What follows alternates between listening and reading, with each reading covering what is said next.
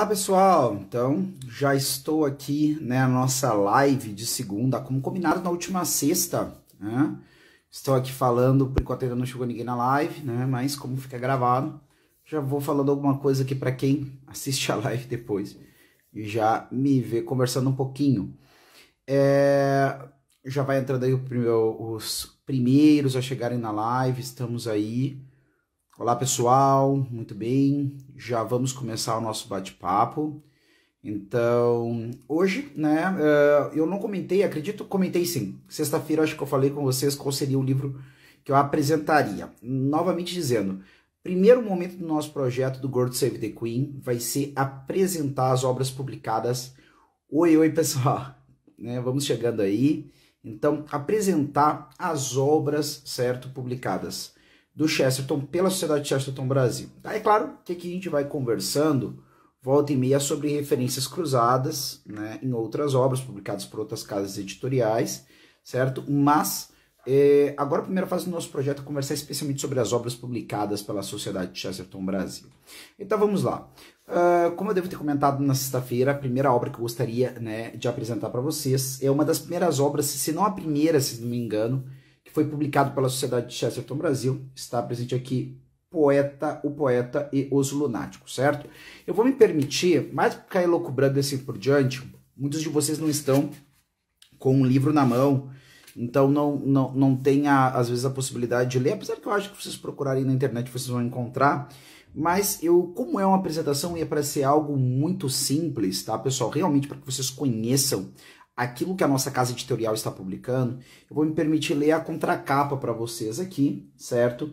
Para que eu e vocês partamos mais ou menos de uma micro, né, análise de texto, né, ou análise de texto não, mas uma micro, uma leitura, uma micro leitura conjunta, né, para que então eu comente alguns elementos que, claro, são aprofundados de uma outra leitura desse livro, de uma leitura extensa do livro inteiro, mas, né, a partir do que já está falado aqui. Bom, nós temos aqui já o começo do nosso personagem principal, poderíamos chamar assim, né, o Gabriel Gale, né, era um pintor e um poeta. Então esse é o quadro inicial do nosso, né, personagem principal. É um pintor e um poeta. E aí começa aquelas coisas meio insólitas do Chesterton, né, de ligar ofícios a outro ofício, que a princípio, geralmente na realidade, não estão, né, no nosso mundo habitual, geralmente não estão muito conectados, né? Por exemplo, a gente colocar a figura do padre e do detetive, né? Ou colocar aqui, por exemplo, a figura do pintor e poeta, e que depois a gente já vai ver aqui que também vai ser um detetive. Ou então a questão dos policiais filósofos, né? Como no Homem que era Quinta-feira, né? O Homem que foi Quinta-feira. Certo? Então a gente tem essas coisas curiosas. Parece que mais uma vez o Chesterton vai no caminho de aprofundar esses aparentes paradoxos que existem na realidade, né? A gente está esperando mais ou menos uma certa receita de bolo e volta e meia o Chesterton quer nos mostrar que a realidade é muito maior do que as nossas caixinhas e categorias, né?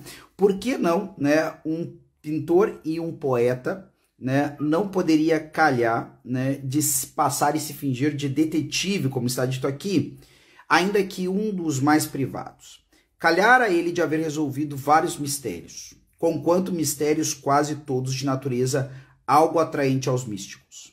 Não obstante, uma ou duas vezes deu-se também de ele haver saído à força das circunstâncias, de entre as nuvens do misticismo para a atmosfera mais fresca e revigorante do assassinato.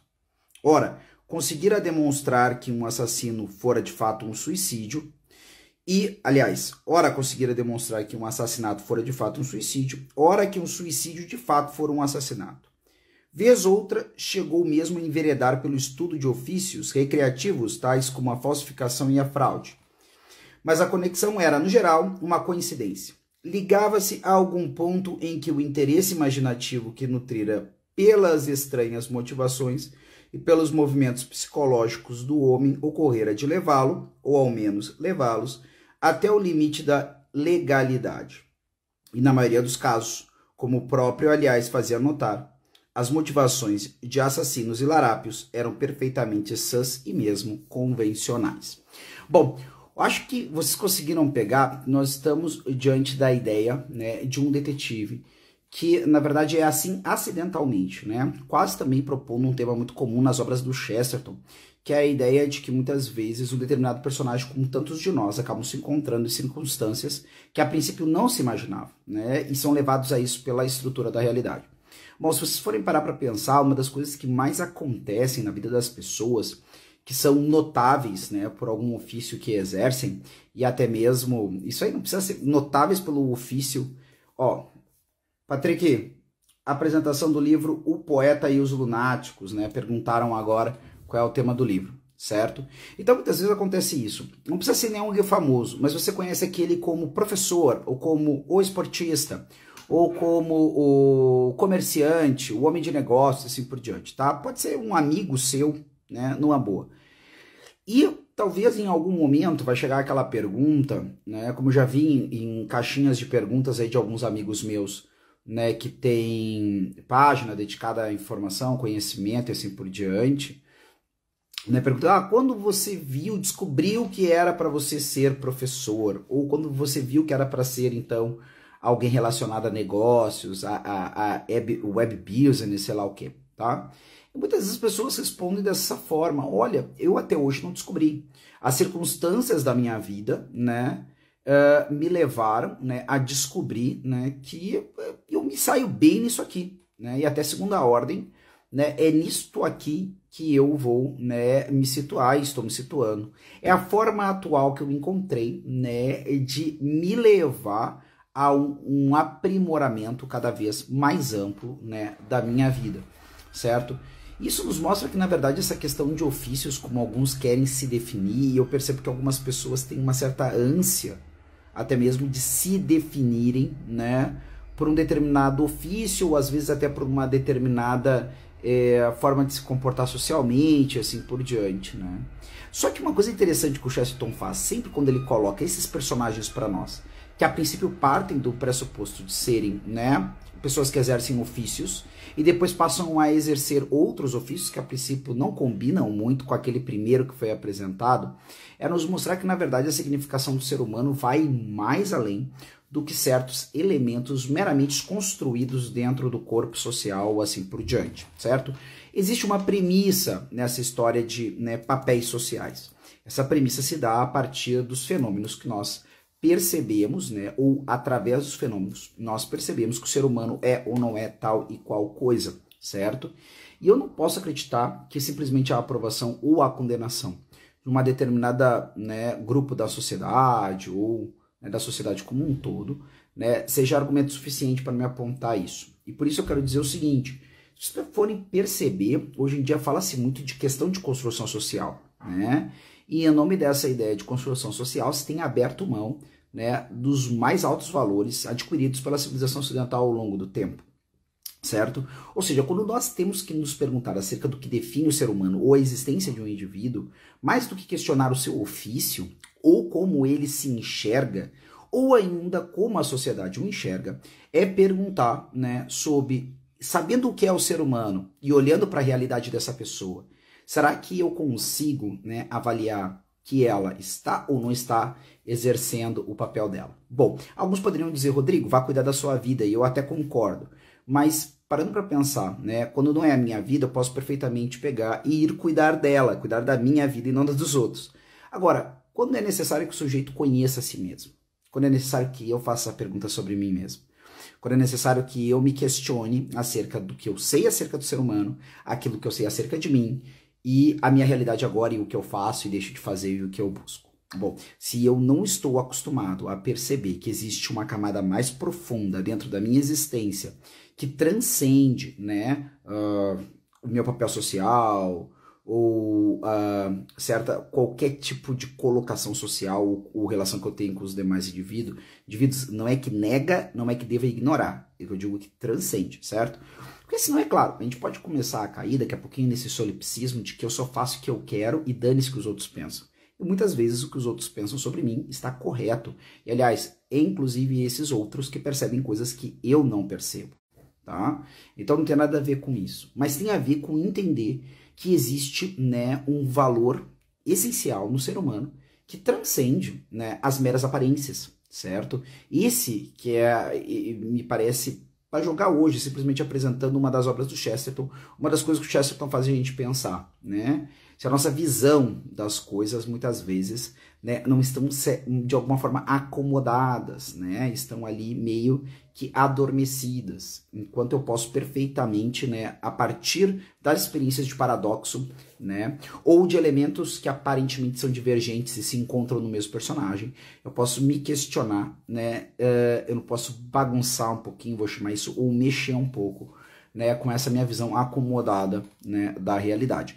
E o bom é que o Chesterton não nos dá somente, né, perguntas, mas no meio das tramas, como na trama, né, daqui o poeta e os lunáticos, ele nos dá também uma série de intuições ou mesmo até de respostas que possam nos ajudar, né, a mapear esse caminho, né, de um autoconhecimento a partir do conhecimento do personagem, né? Isso é um dos grandes ganhos da literatura, né, que é perceber a partir do drama humano apresentado no personagem, os meus dramas humanos particulares, né, e os dramas humanos de outros seres humanos. Eu acho que isso talvez seja, né, a médio e longo prazo o maior ganho, né, porque em um determinado momento, né, a partir de alguns métodos, eu consigo perfeitamente, né, observar, perfeita não, mas em grande parte observar quem eu sou, como me comporto, assim por diante.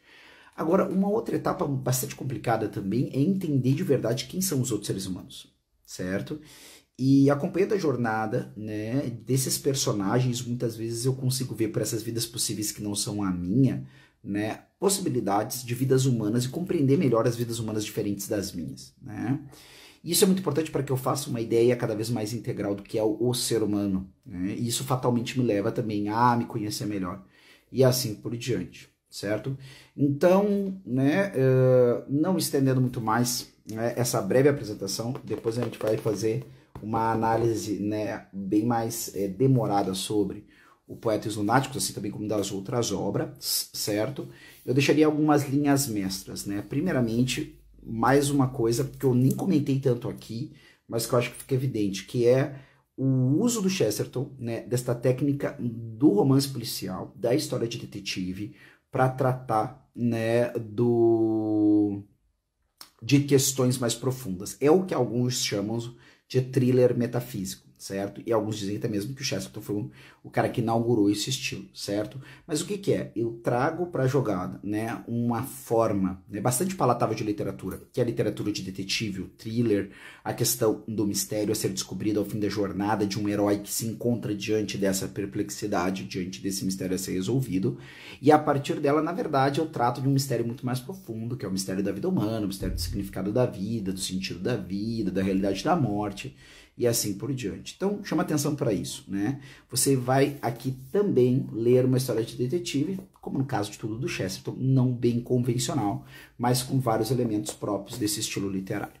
Depois disso, a questão de colocar e cruzar, né, personagem, né, que tenha elementos que a princípio não são esperados, né, naquele personagem. Eu não espero, né, que um pintor e um poeta também seja um cara dedicado à questão de um certo, né, índole detetivesca, certo?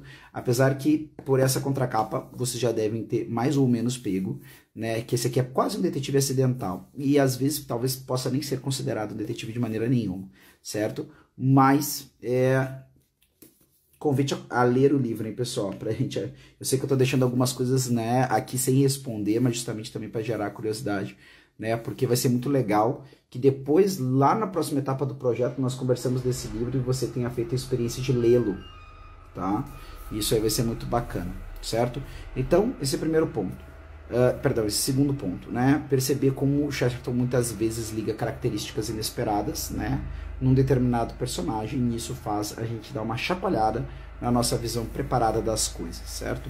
E por último, então, né, essa trajetória. Todos os livros do Chesterton, né, na minha opinião, sejam eles propositivos, sejam eles, então, literários, são livros que traduzem de alguma forma, né, os próprios dilemas do Chesterton, né, as próprias questões que tomavam a cabeça do Chesterton, né? Então ali a gente tem mais ou menos também um pouquinho, né, do que o Chesterton conquistou na sua trajetória pessoal, né, se colocando em diversas dificuldades e problemas, e ele mesmo se vendo, né, acredito que a gente poderia dizer isso, certo? Ele mesmo se vendo, né, como um detetive metafísico, um homem que está diante do mistério da realidade, do mistério da vida, né, da morte, do sentido das coisas, né, e precisa chegar ao fundo desse mistério, né, e é uma questão de vida e morte, literalmente, né, então eu acho que também esse é um dos pontos pela qual o Chesterton tem tanto primor, sempre primou muito para trazer essa figura da ideia do detetive, romance policial e assim por diante. Por isso que eu acho muito importante, novamente remeto vocês a outra publicação da nossa casa, que é, né, os romances do Padre Brown, porque ali, né, eu tenho uma vasta gama, né, de histórias policialescas do Chesterton, onde ele pode brincar e lidar com diversas maneiras de apresentar uma trama detetivesca. Por isso que não é pouca coisa ler o Padre Brown, né? Alguém poderia dizer assim, Rodrigo, você recomenda a literatura chestertoniana, que você mais recomenda é o Padre Brown? Sobre o aspecto de síntese, eu não sei se é síntese, mas de você ter um contato à mão. Por exemplo, se você compra o box ali, né, do Padre Brown, eu acredito que você tem na mão, né, de maneira sintética, imaginando que você talvez não queira fazer, né, uma coleção extensa de Chesterton. Se não quer, deveria querer. Mas se eu ainda não convenci você disso, né, a gente poderia dizer com alguma certeza que vale a pena, se você quer ter alguma coisa do Chesterton ali, ter o Padre Brown, com certeza, é um grande exemplar, né, do Chesterton. Não estou dizendo que em todos os lugares do Padre Brown, todos os contos, eu estou pegando ali o Chesterton na sua melhor escrita. Em vários deles, sim, certo? Agora, com certeza vocês vão ter um grande apanhado da forma do Chesterton demonstrar alegoricamente ou não alegoricamente as aplicabilidades que o Chesterton propõe, as alegorias, sei lá, os vários usos do símbolo e da explicação através da literatura ou da demonstração através da literatura. Então, por quê? Porque o Padre Brown, ele entra de cheio em algo que o Chesterton utiliza em mais de uma das suas obras literárias, né, que é a questão do livro detetivesco e assim por diante. Pessoal, eu termino aqui dando uma recomendação também. Nós do Instituto Hugo de São Vítor estamos publicando na nossa página no YouTube, né, uma série de vídeos sobre histórias de detetive, né, no nosso programa Jornadas Literárias. E nós usamos, né, a teoria do Chesterton, ou pelo menos alguns artigos do Chesterton, que dá para chamar assim, a grosso modo, a teoria de Chesterton sobre história de detetive. Nós estamos usando como base, né, para falarmos depois, né, de pelo menos, se eu não me falha a memória, tratamos de pelo menos 6 autores, né, no final do 19 e até a primeira metade do século 20, né, mais ou menos 6 autores de história de detetive, usando Chesterton como base, né, de análise, e ao mesmo tempo também Chesterton é um dos comentados. Então, quem também quer estender, né, ainda mais ou continuar, né, consumindo conteúdo sobre essa questão das histórias de detetive, romance policial e do próprio Chesterton, pode procurar, né, no YouTube, na página, né, no canal do Instituto Hugo de São Vítor, né, o Jornadas Literárias, onde nós estamos falando, né, dessa temática, certo? Espero que eu tenha deixado vocês curiosos, tá, com perguntas sobre esse livro. Certamente teremos ele ali, né, certamente nós temos ele na nossa livraria, né, da Sociedade Chesterton Brasil, certo? Deve estar com promoção, não tenho certeza, mas acredito que deve estar, certo? E uma obra, aliás, mostrar um pouquinho dela, né, porque ela vem ainda com ilustrações, certo? Então ela não é simplesmente aqui, capa brochura, mas uma brochura legal, né, com orelha grande, bacana aqui, certo? Temos ilustrações e assim por diante, tá bom? Então é isso aí, gurizada. Até o nosso próximo encontro, né? Agora quarta-feira. E God Save the Queen.